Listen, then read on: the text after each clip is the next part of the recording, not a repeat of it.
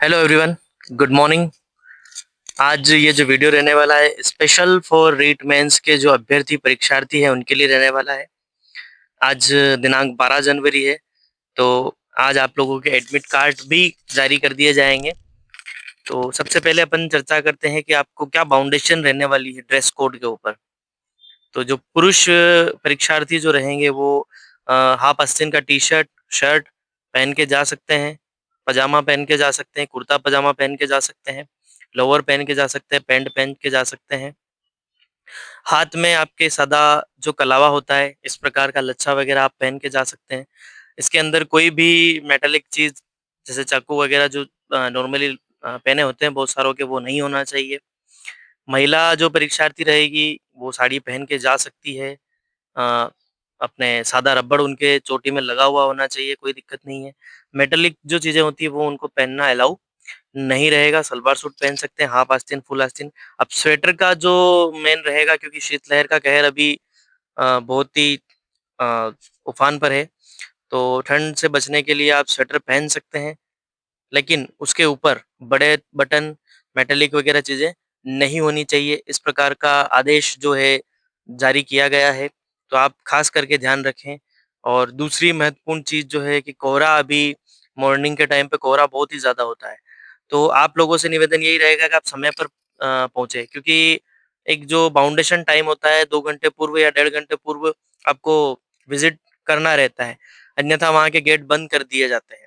हर बार बहुत बार अपन देखते आ रहे हैं कि परीक्षार्थियों को इस प्रकार की समस्याओं का सामना करना पड़ता है, क्योंकि वो 2 मिनट भी अगर लेट होते हैं, तो उनके जो प्रवेश पर निषेध लगा दिया जाता है कि आप प्रवेश निषेध है, अब आपको एंटर नहीं किया जाएगा। अगर 9 बजे का टाइम है, तो आप लोगों को रिपोर्टिंग 7 बजे ही वहाँ पर देनी होगी। डेढ़ घंटे पूर्व तो वो अंदर ले ही लेते हैं, लेकिन आपकी रिपोर्टिंग टाइम 7 बजे ही रहेगी। तो आप इस बात का विशेष करके ध्यान रखें। खासकर वो विद्यार्थी या परीक्षार्थी ध्यान रखें जिनका एग्जाम सेंटर दूर आया है, वो 1 दिन पूर्व ही अपने एग्जाम सेंटर पर पहुँच जाएँ। वैसे तो होम टाउन जो रहता है वो ज़्यादातर दिया जाता है, लेकिन फिर भी कई सारों का सेंटर जो होता है दूर आता है। जैसे उदयपुर आया, जयपुर आया, तो आपको तो जाना ही है 1 दिन पूर्व। लेकिन बहुत सारे रहते हैं कि नहीं, हम मॉर्निंग में जल्दी निकल जाएँगे, आप प्राइवेट व्हीकल करके भी निकलते हैं। तो कोहरे की वजह से आपको एग्जाम सेंटर पे टाइम पे पहुँचने में परेशानी हो सकती है, तो आप इस बात का विशेष करके ध्यान रखें। अब अपन चर्चा करते हैं पेपर के ऊपर कि भई आप लोगों को वहाँ जाकर के किन बातों का ध्यान रखना है। क्योंकि आप पढ़ बहुत चुके हैं, आपने तैयारी भी बहुत अच्छी कर ली है, लेकिन बहुत बार ऐसा होता है कि आप एग्ज़ाम सेंटर में जाकर के आप हेजिटेट हो जाते हैं। ओएमआर शीट को देख कर के भी बहुत सारे हेजिटेट हो जाते हैं, उनको भरने में गलती हो जाती है, ठीक है? तो इन चीज़ों का आपको विशेष करके ध्यान रखना होगा कि आप बिल्कुल निश्चिंत होकर जाएँ, और लास्ट मोमेंट पे आप किताब खोल कर देखना और पढ़ना बंद कर दें। क्योंकि बहुत सारे स्टूडेंट को मैंने देखा है, मॉर्निंग में आपका एग्ज़ाम रहता है, आप रात-रात भर भी पढ़ाई करते हैं, कि नहीं कल पेपर है, मुझे ये चीज़ देख लेनी चाहिए, वो चीज़ देखने ले लेनी चाहिए। अब 6 महीने से अगर प्रिपरेशन कर रहे हैं, तो एक रात को उस निश्चिंत होकर के छोड़ दीजिए, ताकि आप एग्ज़ाम में बिल्कुल प्योरली, आप एग्ज़ाम में बिल्कुल शांत तरीके से आराम से एग्ज़ाम दे सकते हैं। क्योंकि ये चीज़ें आप बहुत ही मायने रखती है। आप जो है इन चीज़ों का बहुत ही विशेष करके ध्यान रखें। ये चीज़ें आपको बहुत ध्यान रखनी होगी। अब बात करते हैं अपन कि ओएमआर शीट भरते टाइम क्या-क्या ध्यान रखना है। आपको अपने नाम में जो पॉइंट्स डॉट्स आप भरते हैं उनका ध्यान रखना है, डेट्स का ध्यान रखना है, एग्ज़ाम सेंटर कोड आएगा उसका ध्यान रखना है। इन सारी चीज़ों का आपको ध्यान रखना है। उसके अलावा पेपर सॉल्विंग के टाइम आपको क्या-क्या ध्यान रखना है। पेपर सोल्व करते टाइम क्या होता है, जैसे L1 की मैं बात करूँ, आपको 5 सब्जेक्ट आपके रहने वाले हैं, उसमें 5 पोर्शन रहेंगे। L2 की बात करूँ, 3 सब्जेक्ट और एक मेन जो उनका सब्जेक्ट रहेगा जिसमें उनको महारत हासिल होगी, जिसकी उन्होंने पूरी तरीके से प्रिपरेशन किया है, वो रहेगा। तो खास करके ये ध्यान रखें आप, जैसे L2 के लिए साइको प्लस 2 लैंग्वेज रहेगी और एक आपका सब्जेक्ट रहेगा। सब्जेक्ट में आपने पूरी तरीके से तैयारी भी कर रखी है, तो ऐसी कोई इश्यू की भी बात नहीं है। L1 वालों के लिए साइको रहेगी, मैथ्स रहेगी, ईवीएस रहेगी, प्लस 2 लैंग्वेज रहेगी। तो आप लोग सबसे पहली चीज़ ये करें, जो सब्जेक्ट पे आपकी पकड़ अच्छी है, उस सब्जेक्ट पे आप तैयारी करके जा ही रहे हैं, तो आप उसके जो क्वेश्चन आंसर है वो पहले सोल्व करें, और जो क्वेश्चन आपको आ रहे हैं वो सोल्व करें। सबसे बड़ी गलती क्या करते हैं आप लोग कि पेपर सोल्व कर रहे हैं, तो पहले आप पेपर में डॉट्स लगा लेते हैं, निशान लगा लेते हैं, सब कर लेते हैं। उसके बाद आप क्या करते हैं कि अपन ये सोचते हैं कि लास्ट में ओएमआर में मैं आंसर भरूँगा। आप ऐसा नहीं करें। उसका रीज़न ये रहता है कि बहुत सारे बच्चे कहते हैं कि मैंने पेपर में सोल्व कर लिया, उसके बाद मुझे समय कम मिला। साइको के मान लीजिए मैं साइको अपना जो सब्जेक्ट है मेरा, उसमें बात करता हूँ।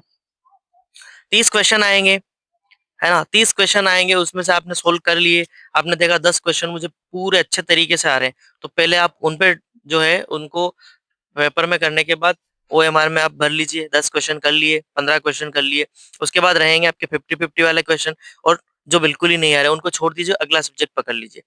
और सीक्वेंस का पूरी तरीके से ध्यान रखिए, साइको आएगी, फिर लैंग्वेज आएगी, फिर लैंग्वेज आएगी, फिर मैथ्स आएगी, इस प्रकार से। तो आप इन चीज़ों का पूरे तरीके से ध्यान रखें। अब ये जो मेंस एग्ज़ाम है, इसमें इस तरीके से क्वेश्चन नहीं आने वाले हैं।